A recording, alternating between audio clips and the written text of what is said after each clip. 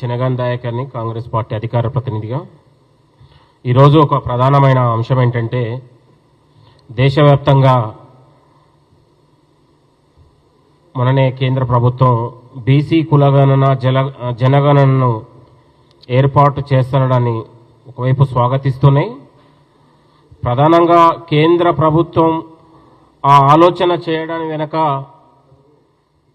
కాంగ్రెస్ ప్రభుత్వం యొక్క పోరాటం ఉంది, రాహుల్ గాంధీ గారి యొక్క పోరాటం ఉందనే విషయాన్ని మర్చిపోవద్దని కూడా ఈ సందర్భంగా గుర్తు చేస్తూ, ప్రధానంగా తెలంగాణ రాష్ట్ర ప్రభుత్వం చేసినటువంటి కులగణనను ఆధారంగా చేసుకొని ఇలా కేంద్ర ప్రభుత్వం దిగొచ్చిందనడానికి అనేకమైనటువంటి విషయాలు ఉన్నాయి.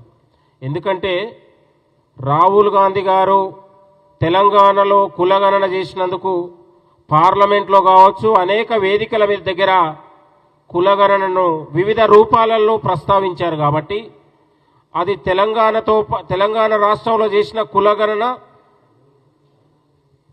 తెలంగాణలో చేసినటువంటి కులగణన అది దేశవ్యాప్తంగా కూడా ప్రభావం పడ్డదనే విషయాన్ని కూడా గుర్తుపెట్టుకోవాల్సిన అవసరం ఉంది. ఒకవైపు భారత్ జోడో యాత్ర ద్వారా రాహుల్ గాంధీ గారు దేశవ్యాప్తంగా అన్ని ప్రాంతాలలో దాదాపు 4000 కిలోమీటర్లు ఆయన తిరిగి ఈ దేశంలో ఉన్నటువంటి స్థితిగతులను, ఇక్కడ ఒక పేద బడుగు బలైన వర్గాల స్థితిగతులను తెలుసుకున్నటువంటి గొప్ప నాయకుడు. కాబట్టి జోడో యాత్ర ద్వారా ఆయన ఒక సామాజిక న్యాయం చేస్తే ఈ దేశంలో రాజ్యాంగ ఫలాలు అన్ని కులాలకు, పేద కులాలకు, బలైన వర్గాలకు అందించాలనే ఆలోచన ఆయన మనసులో నుంచి వచ్చిన తర్వాత తెలంగాణ రాష్ట్రంలో కాంగ్రెస్ ప్రభుత్వం రాగానే ఆయన యొక్క ఆలోచనను ఇంప్లిమెంట్ చేయడం జరిగింది. చేసిన తర్వాత తెలంగాణ రాష్ట్రంలో ఒక అద్భుతమైన కులగణన చేసి దాదాపు అత్యంత పారదర్శకంగా దాదాపు 90,000 మందిని, దాదాపు 1,00,000 మందిని పెట్టి, ఎంప్లాయీలను పెట్టి ఇక్కడ అత్యంత పారదర్శకంగా డోర్ టు డోర్ చేసి అన్ని కులాల ఉన్నటువంటి సంఖ్యను కూడా మనం వెల్లడించడం జరిగింది. ఈ యొక్క పునాదులు ఇవాళ దేశం మీద పడ్డాయి. కాబట్టి ఇవాళ తెలంగాణ రాష్ట్రంలో కులగణన చేసిన తర్వాత మనం చేయకపోతే మనం దోషిగా నిలబడే వస్తుంది. కాబట్టి బీజేపీ ప్రభుత్వం భయపడింది. ఇటు రాహుల్ గాంధీ గారికి తెలంగాణ ప్రభుత్వం చేసిన కులగణనకు భయపడి వాళ్ళ పీఠాలు కదిలినాయి. కాబట్టే కులగణన జనగణన అనేది ఏర్పాటు చేశారు. కాబట్టి కేంద్ర ప్రభుత్వం ఇవాళ దాదాపు దేశవ్యాప్తంగా 3,000 నుంచి 25,000 కులాలు ఉన్నాయి. 3,000 నుంచి 25,000 కులాలు ఉన్నాయంటే కేంద్ర ప్రభుత్వం అత్యంత ప్రతిష్టాత్మకంగా తీసుకోవాల్సిన అవసరం ఉంది. అనేక కులాలు ఇప్పటికీ కూడా రాజ్యాంగంలో పొందుపరచలేదు. అనేక కులాలు ఇప్పటికీ రాజ్యాంగ ఫలాలు అందలేదు. అనేక కులాలకు ఇవాళ ఒక రేషన్ కార్డు లేదు, ఆధార్ కార్డు లేని కులాలు కూడా ఉన్నాయి. వాళ్ళను కూడా లెక్కించాల్సిన అవసరం ఉందని కూడా ఈ సందర్భంగా గుర్తు చేస్తూ ఉన్నాం. అనేక విధాలుగా వలసలు వెళ్ళి బతుకుజీవిక సంచార జాతుల కులాలు ఉన్నాయి. వాళ్ళ విధి విధానాలు కూడా వెల్లడించాల్సిన అవసరం ఉంది. కాబట్టి తెలంగాణలో చేసినటువంటి కులగణనను ప్రామాణికంగా తీసుకోవాల్సిన అవసరం ఉందని కూడా నేను కేంద్ర ప్రభుత్వాన్ని కోరుతా ఉన్నాను. కాబట్టి ఒక సామాజిక న్యాయ అంశం బడుగు బలైన వర్గాలకు సామాజిక న్యాయం దక్కే విధంగా అది కేవలం ఒక కాంగ్రెస్ పార్టీ నుంచే దక్కుతుంది తప్ప వేరే పార్టీలో ఉండదనే విషయాన్ని గుర్తుపెట్టుకోవాలి. ఇవాళ సామాజిక న్యాయానికి ప్రతీకగా కాంగ్రెస్ అంటే ఇవాళ ఒక ఖర్గే గారిని జాతీయ అధ్యక్షుడిగా చేసినటువంటి పరిస్థితి ఉంది. ఇవాళ బీజేపీలో సామాజిక న్యాయం గురించి మోడీ మాట్లాడలేదు, ఏనాడు కూడా అమిత్ షా మాట్లాడలేదు. ఇవాళ బీఆర్ఎస్ పార్టీలో కూడా సామాజిక న్యాయం లేదు. కాబట్టి బడుగు బలహీన వర్గాలకు, పేద వర్గాలకు ఒక నిలయమే కాంగ్రెస్ పార్టీ అనే విషయాన్ని కూడా ఈ సందర్భంగా గుర్తు చేస్తూ, తెలంగాణ ప్రభుత్వం తీసుకున్నటువంటి కులగణన ఈ యొక్క దేశానికి ఒక ప్రామాణికంగా, ఒక ఆదర్శంగా చెప్పుకోవాల్సిన రోజు ఈ రోజు వచ్చింది. కాబట్టి తెలంగాణలోతో పాటు రేపు దేశవ్యాప్తంగా కూడా బడుగు బలైన వర్గాలు కాంగ్రెస్ పార్టీతోనే ఉంటారనే విషయాన్ని కూడా గుర్తు చేస్తున్నాం. రాబోయే 10 ఏళ్లలో ఈ తెలంగాణలో బడుగు బలహీన వర్గాలు, పేద కులాలే కాంగ్రెస్ పార్టీని వెన్నంటి ఉండి మరొక 10 ఏళ్లు తెలంగాణలో కాంగ్రెస్ ప్రభుత్వం సుస్థిర స్థానాన్ని ఏర్పరచుకోబోతుందనే విషయాన్ని కూడా గుర్తు చేస్తా ఉన్నాం. ఇంకొక అంశం మీకు ఇవాళ ఒకవైపు రాహుల్ గాంధీ ఆలోచనలు, ఇవాళ ఒకవైపు రేవంత్ రెడ్డి రాష్ట్ర ముఖ్యమంత్రి వారు రేవంత్ రెడ్డి గారిది రాహుల్ గాంధీ గారిది ఇవాళ ఒక రామ లక్ష్మణ అనుబంధం లాగా, ఇవాళ జోడెత్తుల బండిలాగా ఇవాళ ఆయన ఆలోచనను, ఆయన సూచనలను ఇవాళ రేవంత్ రెడ్డి గారు తెలంగాణ ప్రభుత్వంలో బడుగు బలైన వర్గాలకు పెద్దపీట వేస్తున్నావు. బడుగు బలైన వర్గంలో న్యాయం దిశగా ఇక్కడ సామాజిక న్యాయం అమలవుతా ఉంది.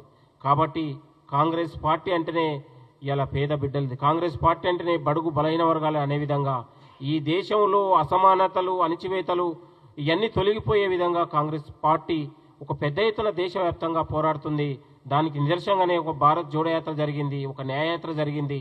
కాబట్టి ఈ దేశానికి ఒక రాహుల్ గాంధీ గారి నాయకత్వం ఒక శ్రీరామ రక్షలాగా, ఈ దేశానికి పేద ప్రజలకు, అట్టడుగు వర్గాలకు ఇలా ఆదర్శంగా వాళ్ళ యొక్క ఆకాంక్షలకు అనుగుణంగా కాంగ్రెస్ ప్రతీకగా ఉండబోతుందనడానికి నిదర్శనం.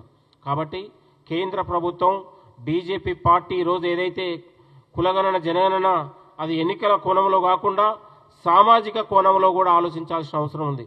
ఇవాళ ఒకవైపు బీహార్ ఎన్నికలు రాబోతా ఉన్నాయి, ఇంకోవైపు ఈ ఎన్నికల ఎత్తుగడలో దీన్ని రాజకీయ పావుగా వాడుకోకుండా అత్యంత నిక్షిప్తపాతంగా, నిజాయితీగా, పారదర్శకంగా వ్యవహరించాలని నేను బీజేపీ నాయకులను కోరుతా ఉన్నాం. ఇక్కడ తెలంగాణ ప్రభుత్వంలో ఎక్కడ కూడా రాజకీయ బేజిషాల లేకుండా, రాజకీయ ఎన్నికల ఎజెండా లేకుండా సామాజిక న్యాయ కోణంలో కాంగ్రెస్ ప్రభుత్వం ఆలోచన చేసి గొప్ప సామాజిక న్యాయ శ్రీకారానికి చుట్టినటువంటి ఘనత కాంగ్రెస్ ప్రభుత్వానికి దక్కింది. కాబట్టి దేశవ్యాప్తంగా ఈ యొక్క భారతదేశానికే తెలంగాణ రాష్ట్రం ఒక కొలమానంగా, ఆదర్శకంగా, ఒక ప్రతీకగా జరిగింది. కాబట్టి ఇవాళ అన్ని రాష్ట్రాలలో రేవంత్ రెడ్డి గారు, రాష్ట్ర ముఖ్యమంత్రి గారు కూడా ఒక ప్రధానమైన చర్చ జరిగింది.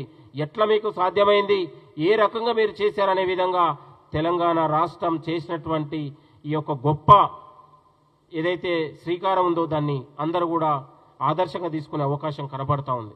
కాబట్టి ఇవాళ ఒక కాంగ్రెస్ పార్టీ ద్వారానే బడుగు బలైన వర్గాలకు న్యాయంగా ఈ కులగణనను మరింత ముందుకు తీసుకెళ్తూ దీన్ని ఒక చట్టబద్ధంగా చేస్తూ బీసీలకు ఏదైతే తెలంగాణ రాష్ట్ర ప్రభుత్వం చేసిందో ఆ 42% చట్టబద్ధంగా కేంద్రం ఆమోదించేలా ఇక్కడ ఉన్నటువంటి అన్ని కులాలకు, పేద కులాలకు, బలైన వర్గాలకు ఒక న్యాయ ఫలాలు, రాజ్యాంగ ఫలాలు అందించే విధంగా కేంద్ర ప్రభుత్వం కూడా చొరవ తీసుకోవాలని కూడా కోరుతూ ఇవాళ తెలంగాణ యువతతో పాటు దేశవ్యాప్తంగా యువతకు ఒకవైపు రాహుల్ గాంధీ గారు పోరాడుతూ ఉన్నారు.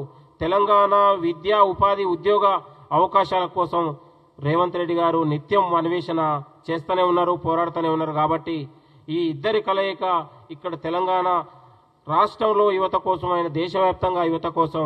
కాబట్టి భవిష్యత్తులో తెలంగాణతో పాటు ఈ దేశవ్యాప్త యువతకు ఇలా కాంగ్రెస్ ప్రభుత్వం పెద్ద ఎత్తున పెద్దపీట వేస్తూ ఉంది. ఇవాళ అనేక విధాలుగా మీ అందరికీ తెలుసు, నిరుద్యోగ యువతకు కాంగ్రెస్ ప్రభుత్వం, రేవంత్ రెడ్డి ప్రభుత్వం వచ్చిన తర్వాత అనేక విధాలుగా ఇవాళ పెద్దపీట వేసింది. ఉద్యోగ, ఉపాధి అవకాశాలలో ఇవాళ ఏ అభివృద్ధి కార్యక్రమాలు తీసుకున్నా నిరుద్యోగ యువతకు అది ప్రయోజనం ఉండేలా ఈ ప్రభుత్వం ఆలోచన చేసింది. కాబట్టి ఈ భవిష్యత్తులో రాష్ట్రంలో భవిష్యత్తులో తెలంగాణ నిరుద్యోగ నిర్మూలన దిశగా, లేకపోతే సామాజిక న్యాయ దిశగా ఈ ప్రభుత్వం అనేక ఉన్నటువంటి మార్పులు చేసుకోబోతుంది. కాబట్టి ఈ 10 ఏళ్ల పాటు కాంగ్రెస్ ప్రభుత్వానికి ఈ 4 కోట్ల మంది ప్రజలు కూడా అండగా ఉంటారనే విషయాన్ని కూడా, విశ్వాసాన్ని మేము వ్యక్తపరుస్తూ ఉన్నాం.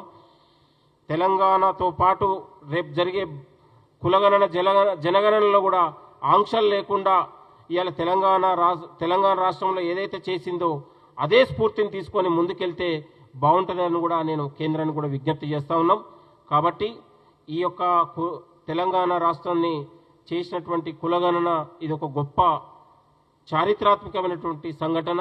దాదాపు 65 ఏళ్ల స్వాతంత్రం వచ్చిన తర్వాత హక్కుల కోసం, ఆకాంక్షల కోసం ఇవాళ ఉన్నటువంటి నిత్యం పోరాడి ఎందరో మంది ఉన్నటువంటి పోరాడినటువంటి ఈ తెలుగు నేల మీద ఏ రాష్ట్రంలో ఎక్కడ కూడా సాధ్యపడని విధంగా తెలంగాణ రాష్ట్రంలో ఇవాళ కొట్లాడి తెచ్చుకున్నటువంటి తెలంగాణ రాష్ట్రంలో ఇవాళ సామాజిక న్యాయం కోసం, అమరవీరుల ఆకాంక్ష కోసం, ఉద్యమకారుల ఆకాంక్ష కోసం, విద్యార్థుల ఆకాంక్ష కోసం ఇవాళ ఈ ప్రభుత్వం ఇవాళ సకల జనుల ప్రభుత్వం లాగా, సకల జనుల ఆలోచన మేరకు, ఆకాంక్ష మేరకు ప్రజల ఆకాంక్ష మేరకు ఈ ప్రభుత్వం ముందుకెళ్తుంది అనడానికి ఇది గొప్ప మార్పుగా భావిస్తూ ఈ భవిష్యత్తులో రేపు కేంద్రంలో కాంగ్రెస్ ప్రభుత్వం వచ్చినా కూడా ఇదే విధానాలు కొనసాగుతాయి.